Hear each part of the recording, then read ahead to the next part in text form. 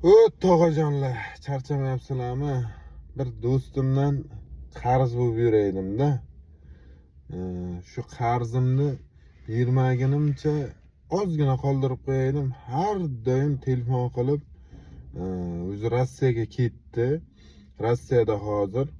Og'ayjon yaxshimisan deb har kun telefon qilib yozib, telefon qilib turaydi. Telegramdan gaplashib, Primoy Rossiyadan ham telefon qilib turaydi-da. Hozir hamma qarzim berib bo'ldim. Jiddiy bir $200 qarzim qoluvdi.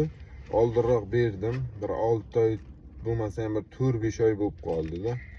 Lekin onag'ar qarzimni berib bo'lgandan keyin umuman bir telefon ham qilmaydi. Telegramga kirsam onlayn turadi. Umuman yozmaydi hamda. Xabar ham bermaydi.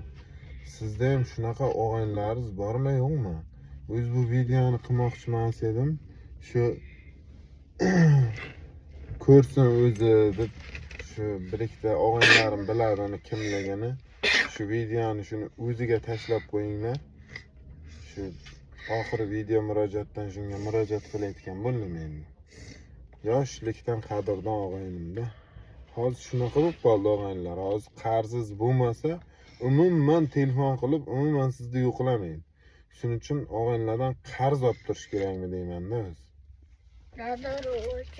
Like bosib keting.